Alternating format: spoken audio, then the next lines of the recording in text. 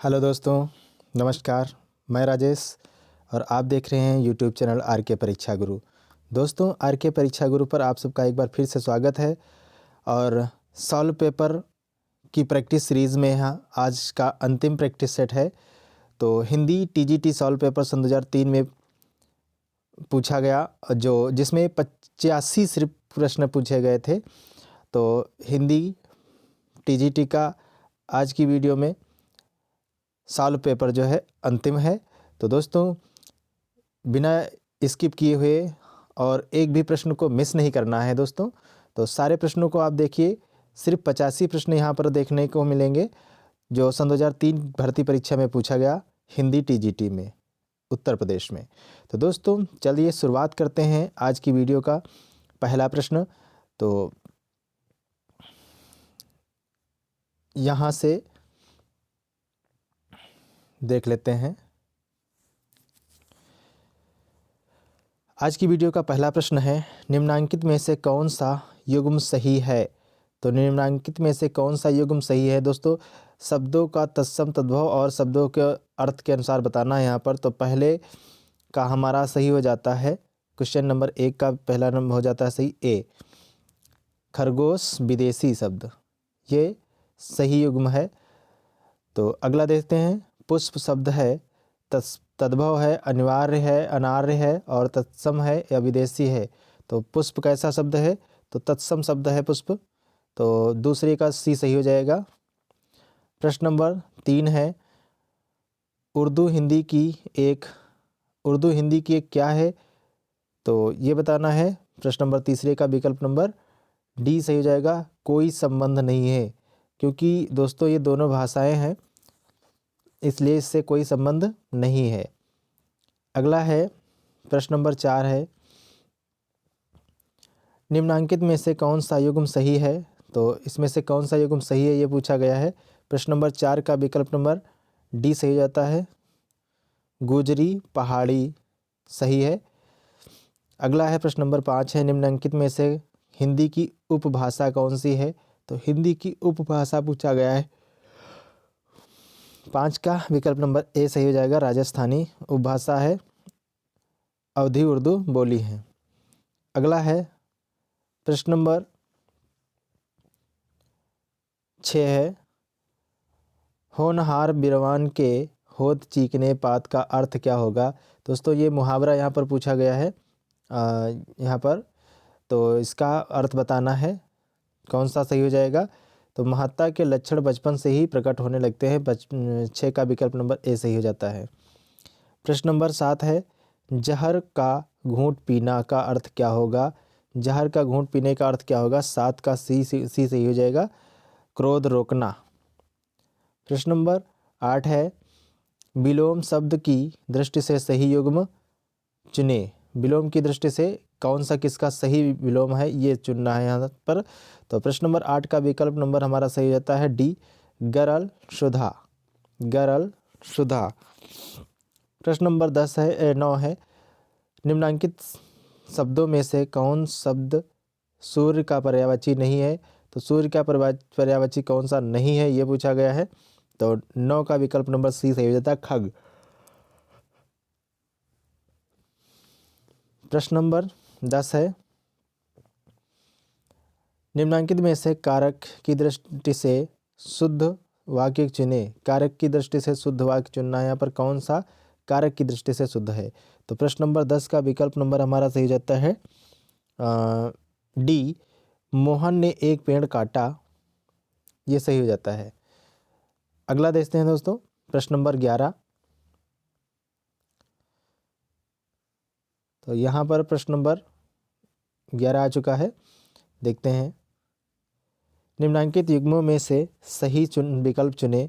तो निम्नांकित युग्मों में से सही विकल्प चुनना है, कौन सा सही है। तो 11 का विकल्प नंबर हमारा सही जाता है डी, थकान होती है, इसलिए स्त्रीलिंग शब्द है।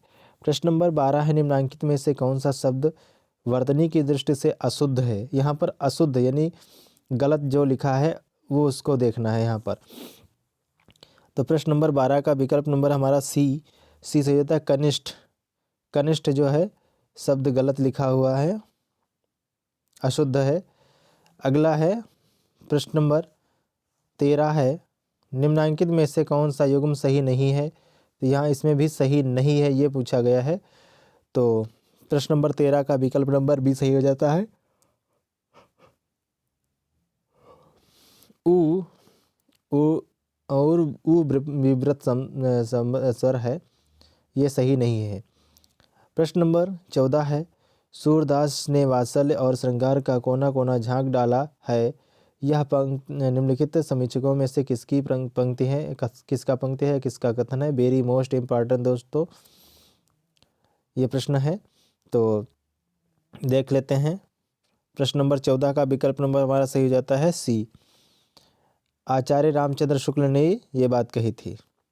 प्रश्न नंबर 15 है, प्रश्न नंबर 15 है, देखते हैं।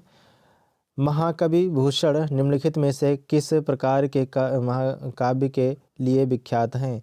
तो महाकवि भूषण किस प्रकार के लिए काव्य के लिए विख्यात हैं इसमें? तो भूषण वीर भावात्मक काव्य के लिए विख्यात है। तो 15 का विकल्प नंबर सी सही हो जाता है, 15 का सी। प्रश्न नंबर 16 है, द्विवेदी युग किसके नाम पर रखा गया? तो द्विवेदी युग आचार्य महावीर प्रसाद द्विवेदी के नाम पर रखा गया। 16 का विकल्प नंबर सी सही हो जाता है। प्रश्न नंबर 17 है, अज्ञात सत्ता के प्रति जिज्ञासा, नारी के प्रति आकर्षण, प्रकृति के प्रति नूतन दृष्टिकोण और सांस्कृतिक भावना, ये विशेषताएं निम्न में से किस युग से संबंधित हैं? तो प्रश्न नंबर 17 एक बार फिर पढ़ लेते हैं, बहुत अच्छा सा प्रश्न पूछा गया यहाँ पर, तो आप लोग इसको नोट डाउन कर लें। प्रश्न नंबर 17 इसको नोट कर लें, बहुत ही इंपॉर्टेंट प्रश्न है। अज्ञात सत्ता के प्रति जिज्ञासा, नारी के प्रति आकर्षण, प्रकृति के प्रति नूतन दृष्टिकोण और सांस्कृतिक के प्रति भावना, ये प्रश्न है, ये विशेषताएं निम्नलिखित में किससे संबद्ध है? तो प्रश्न नंबर 17 का विकल्प नंबर हमारा सही होता है ए, छायावाद। प्रश्न नंबर 18 है, प्रयोगवादी कविता के पुरोधा कौन है? प्रयोगवादी कविता के पुरोधा कौन है? तो 18 का विकल्प नंबर ए सही होता है, गे। प्रश्न नंबर 19 है, हिंदी में प्रगतिवादी काव्य धारा की शुरुआत कब से हुई? तो हिंदी में प्रगतिवादी काव्य धारा की शुरुआत कब से हुई? तो 19 का विकल्प नंबर सही होता है डी, 1936 से। अगला है प्रश्न नंबर 20 है, हिंदी गद्य साहित्य में निबंधों की शुरुआत निम्न में से किस युग से मान्य है? तो निबंधों की शुरुआत किस युग से मान्य है? तो प्रश्न नंबर 20 का विकल्प नंबर हमारा सही होता है बी, भारतेंद्र युग। प्रश्न नंबर 21 है, निषाद बांसुरी और विषाद योग निम्न में से किसके निबंध संग्रह हैं? तो 21 का विकल्प नंबर हमारा सही होता है बी, कुबेरनाथ राय के। प्रश्न नंबर 22 है, नीड़ का निर्माण फिर किसकी रचना है? तो नीड़ का निर्माण फिर किसकी रचना? हरिवंश राय बच्चन की है। 22 का सी सही हो जाता है।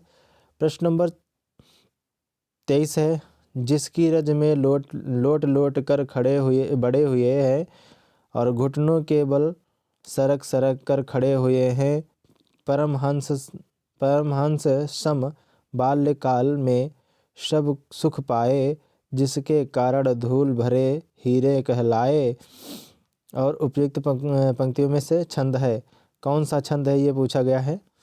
तो प्रश्न नंबर 23 का इसमें छंद पूछा गया है, तो कौन सा छंद है? 23 का विकल्प नंबर हमारा सही होता है ए, दोहा रोला छंद है।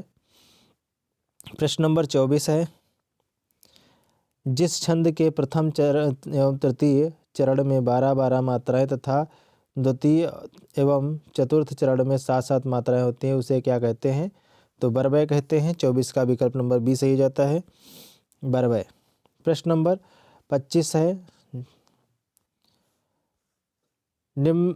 जिस रचना के विभिन्न छंदों में से किसी एक की विचारधारा या काव्यधारा या श्रृंखला न पाई जाए और प्रत्येक छंद स्वतः पूर्ण और निरपेक्ष हो उसे कहते हैं।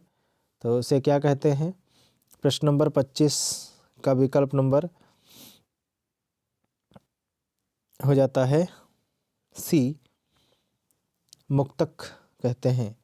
प्रश्न नंबर 26 है, आनंदवर्धन ने काव्य की आत्मा की खोज करते हुए काव्य की आत्मा की खोज करते हुए क्या बताया है? 26 का विकल्प नंबर 20 सही है। आनंदवर्धन का ध्वनि संप्रदाय के जो आनंदवर्धन है तो ध्वनि को काव्य की आत्मा कहा है। इन्होंने ध्वनि को काव्य की आत्मा कहा है।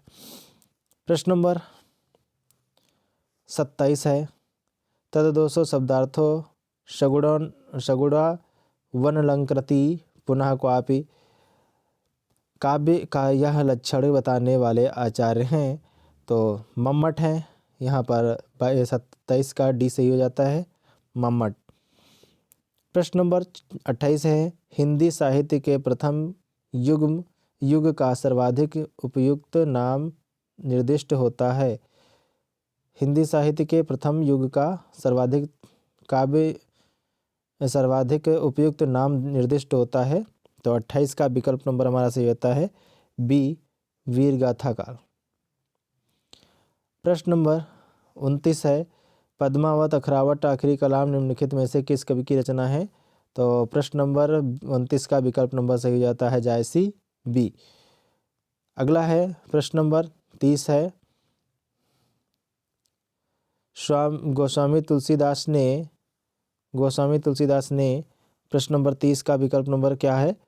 सीचोदा ब्रज और अवधी भाषा में रचना की। यहाँ पर भाषाओं की रचना की बात पूछ रहा है प्रश्न। अगला है, निम्न में से कौन सत्य नहीं असत्य है? निम्नलिखित में से कौन सत्य है? तो 31 का विकल्प नंबर हमारा सही होता है ए, राम काव्य धारा में प्रबंध शैली का प्रयोग किया गया है। तो ए सही हो जाता है 31 का। प्रश्न नंबर 32 है, कारकों का सही क्रम कौन सा है?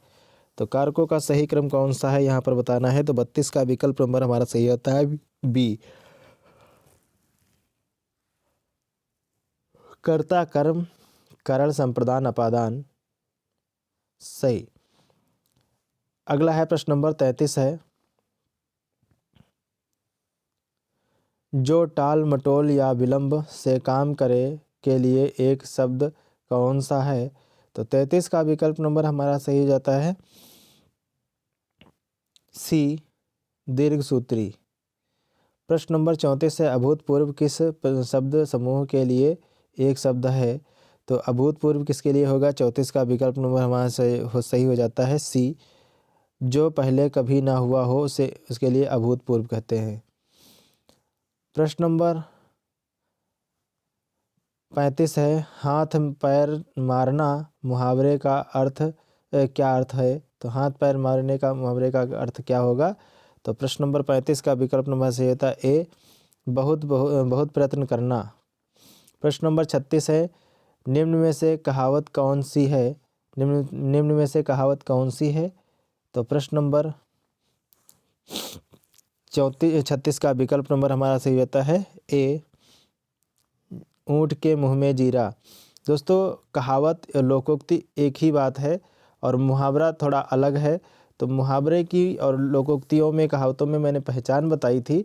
तो यहाँ तक कि 90% जो है पहचान ये हमारी ट्रिक जो है काम करती है दोस्तों। तो हमने क्या बताया था, अधिकांश मुहावरों में आपको ना वर्ड की आवृत्ति मिलेगी, वो भी दीर्घ होगा। अधिकांश दीर्घ होगा और ना वर्ड की आवृत्ति होगी। तो जितने ना लगता है वो सब मुहावरे हो जाते हैं और जिनमें ना नहीं लगता है मन चाहे कोई भी अक्षर से उसका समापन कर दिया जाए। जैसे कि आपके सामने ऊँट के मुंह में जीरा होना, राई का जीरा, ऊँट के मुंह में जीरा, ठीक है। बड़े दिनों के बाद मिलना यानी गूलर का फूल होना। तो इस प्रकार की जितनी भी शब्द हैं ये कहावतें यानी लोकोक्तियाँ हैं, लोगों के द्वारा कही सुनी बातें हैं, लिखी पढ़ी बातें नहीं हैं। और जिसमें ना अधिकांश आता है तो सब ये यहाँ मुहावरे हो जाते हैं। ठीक है दोस्तों, चलते हैं अगले क्वेश्चन की तरफ। प्रश्न नंबर 37 है हमारा, कौन सा वाक्य अशुद्ध है? तो अशुद्ध वाक्य चयन करना है। अनेकों विद्यार्थी पढ़ रहे हैं, यहाँ पर गलत है, अनेक विद्यार्थी पढ़ रहे हैं, यानी बहुत से विद्यार्थी पढ़ रहे हैं। तो 37 का विकल्प नंबर हमारे से जाता है सी। अगला है प्रश्न नंबर 38 है, कौन शब्द शुद्ध है? तो कौन शब्द शुद्ध है ये पूछा गया है। तो 38 का विकल्प नंबर हमारा सही जाता है ए, अनधिकार। अनधिकार शब्द जो है शुद्ध है। प्रश्न नंबर 39 है, जयशंकर प्रसाद की ग्राम कहानी इंदु नामक पत्रिका में किस वर्ष प्रकाशित हुई थी? तो प्रश्न नंबर 39 का विकल्प नंबर बी सही जाता है 1911 ईस्वी में। प्रश्न नंबर 40 है, प्रश्न नंबर 40 है, नूतन ब्रह्मचारी उपन्यास के लेखक हैं। तो नूतन ब्रह्मचारी उपन्यास के लेखक कौन हैं? तो प्रश्न नंबर 40 का विकल्प नंबर हमारे सही जाता है ए, बालकृष्ण भट्ट। प्रश्न नंबर 41 है, हिंदी रीति काव्य में किस आचार्य कवि की अलंकारवादी कहा जाता है? तो किस आचार्य कवि को अलंकारवादी कहा जाता है? प्रश्न नंबर 41 का विकल्प नंबर हमारा सही जाता है सी, केशवदास को।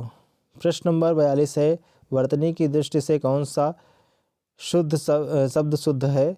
तो 42 का विकल्प नंबर हमारा सही होता है सी, उपर्युल्लिखित जो शब्द है ये शुद्ध है। प्रश्न नंबर 43 है, विदुर शब्द किस वाक्यांश पर लागू होता है? तो विदुर शब्द किस वाक्यांश पर लागू होता है? तो प्रश्न नंबर 43 का विकल्प नंबर हमारा सही होता है सी, जिसकी पत्नी दिव्यांगत हो उसके लिए विदुर कहते हैं। प्रश्न नंबर 44 है, शुष्क में प्रत्यय है। तो शुष्क में कौन सा प्रत्यय है? प्रश्न नंबर 44 का विकल्प नंबर सही होता है ए, का। अगला है प्रश्न नंबर 45 है, अभिज्ञान शाकुंतलम में अंक हैं, अभिज्ञान शाकुंतलम में कितने अंक हैं ये पूछा गया है। तो प्रश्न नंबर 45 का विकल्प नंबर बी सही जाता है 7। प्रश्न नंबर 46 है, मेघदूत है। तो मेघदूत कैसी रचना है ये पूछा गया है। तो 47 यहाँ पर 46 का विकल्प नंबर सही हो जाता है सी, गीत काव्य है, मेघदूत गीत काव्य है। प्रश्न नंबर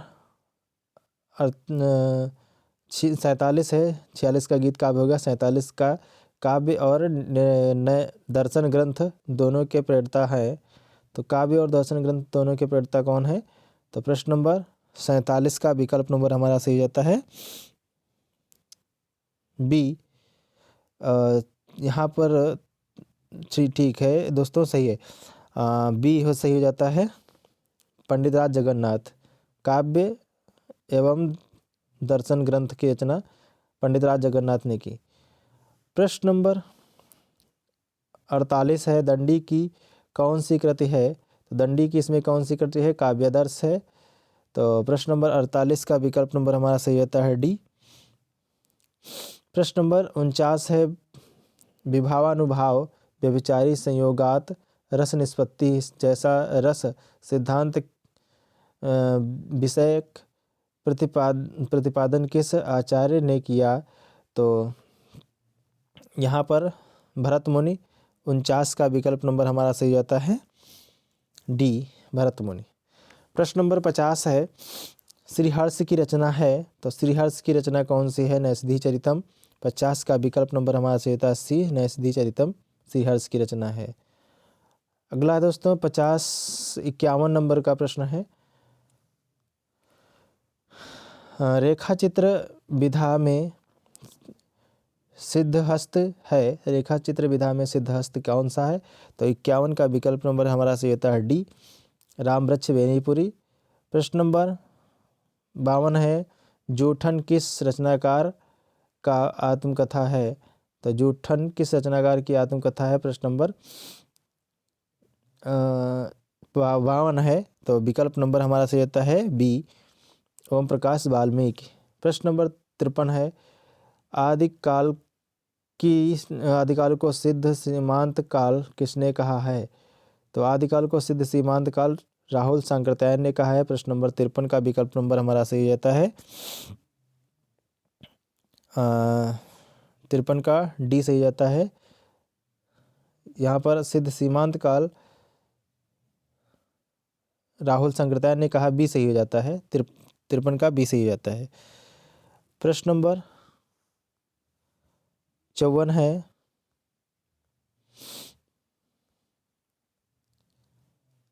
आचार्य हजारीप्रसाद द्विवेदी के अनुसार पृथ्वीराज रासो अंगिरस कौन सा है?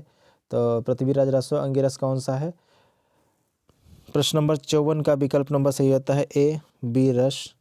पृथ्वीराज 55 है, इस्तवार दालाल लिटरेचर इंदोई हिंदुस्तानी को हिंदी साहित्य का पहला इतिहास किसने कहा है?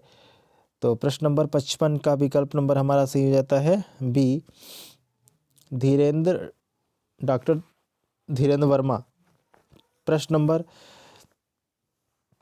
56 है, पृथ्वीराज रासो किसकी रचना है? तो पृथ्वीराज रासो किसकी रचना है, कैसी रचना है, ये पूछा गया है।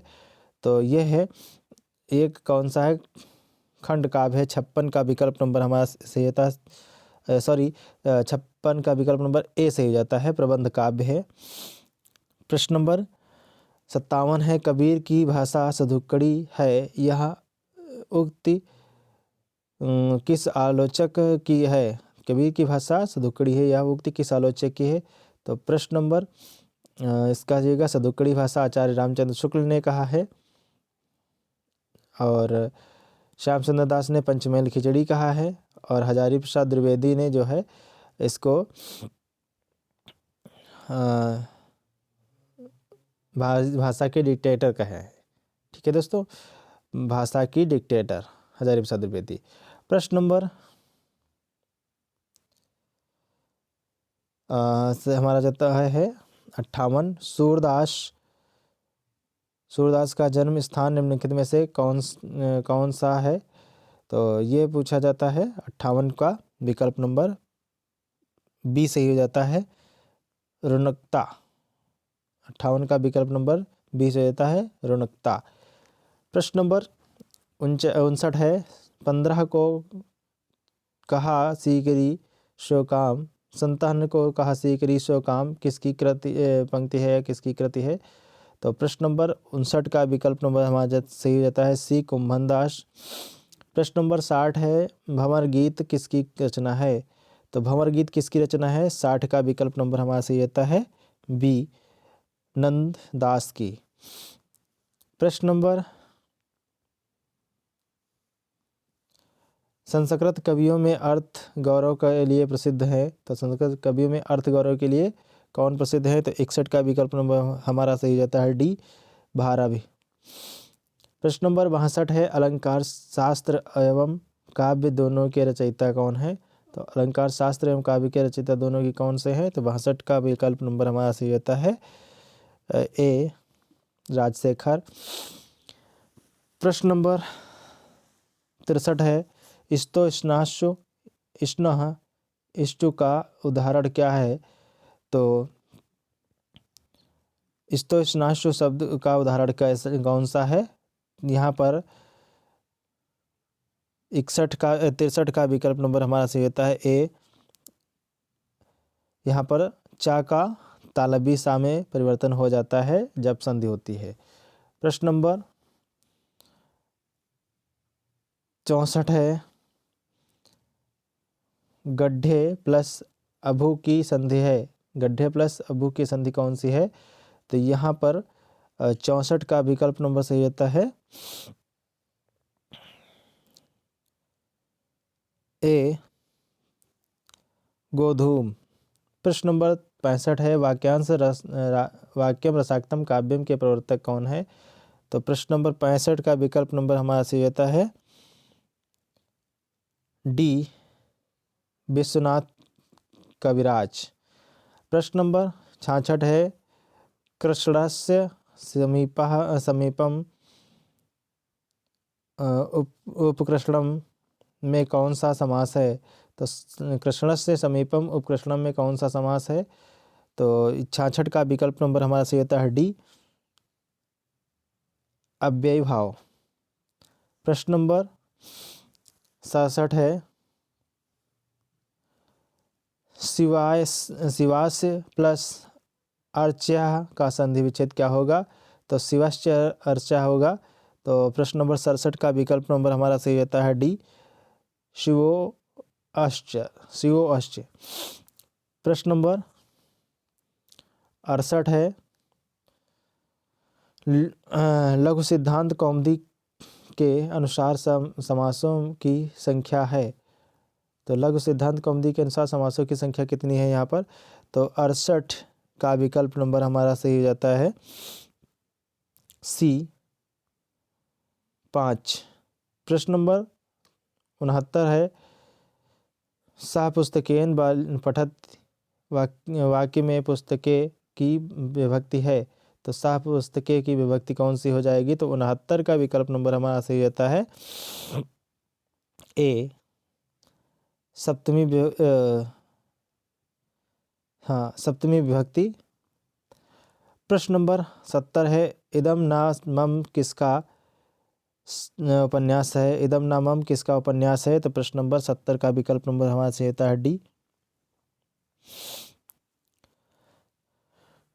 मैत्री पुष्पा। प्रश्न नंबर 71 है, वार्षिक छंदों में गुरु लघु क्रम से वर्णों की व्यवस्था एवं गणना के लिए 3-3 वर्णों के कितने गण हैं? 71 का विकल्प नंबर हमारा सही होता है डी, 8 गण हैं। प्रश्न नंबर 72 है, कान्हा का तत्सम रूप क्या होगा? तो कान्हा का तत्सम रूप क्या होगा ये पूछा गया है। तो 72 का विकल्प नंबर सी सही हो जाता है, कृष्ण। कान्हा जो है कृष्ण हो जाएगा। प्रश्न नंबर 73 है, छत्तीसगढ़ी किस वर्ग की बोली है? तो छत्तीसगढ़ी किस वर्ग की बोली है? तो पूर्वी वर्ग की बोली है। 73 का बी सही हो जाता है।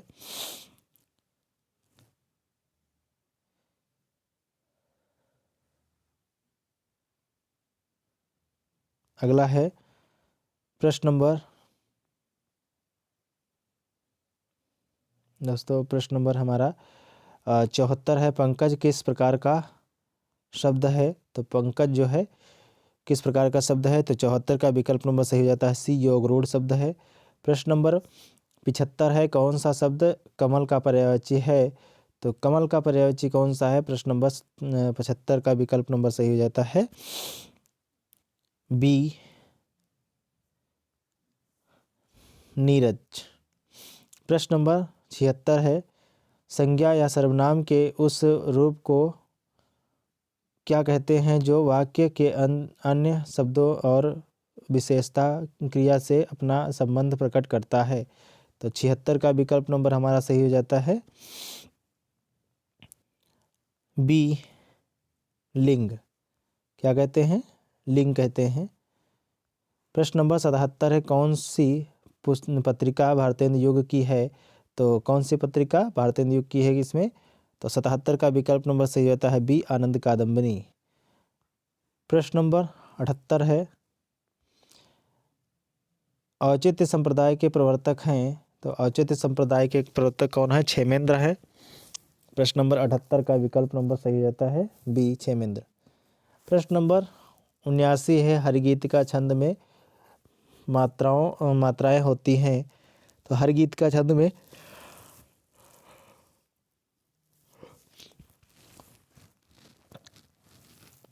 उन्यासी का विकल्प नंबर सही हो जाता है हमारा सी, 28। प्रश्न नंबर,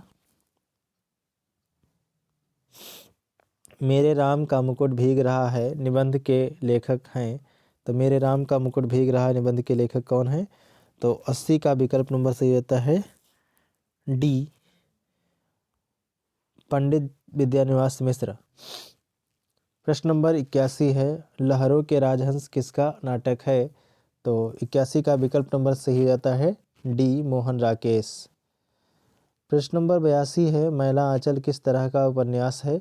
तो मैला आंचल एक आंचलिक उपन्यास है। प्रश्न नंबर 82 का बी सही हो जाता है आंचलिक। प्रश्न नंबर 83 है, मार्क्सवादी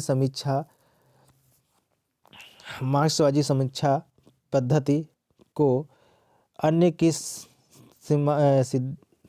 समीक्षा पद्धति के नाम से जानते हैं? मार्क्सवादी समीक्षा पद्धति को अन्य किस समीक्षा पद्धति के नाम से जानते हैं? तो प्रश्न नंबर 83 का विकल्प नंबर हमारा सही आता है बी प्रगतिवादी समीक्षा पद्धति के। प्रश्न नंबर 84 है, तो छंद उसे कहते हैं। प्रश्न नंबर सी सही हो जाता है 84 का सी, जिस रचना में वर्ण, मात्रा, यति, गति, तुक आदि का सम्यक विन्यास होता है। तो सी सही हो जाता है। प्रश्न नंबर 85 है, अंतिम प्रश्न है आज की वीडियो का, इनमें कौन सा शब्दालंकार नहीं है? कौन सा शब्दालंकार नहीं है ये पूछा गया है। तो प्रश्न नंबर 85 का विकल्प नंबर हमारा सही हो जाता है बी उपमा।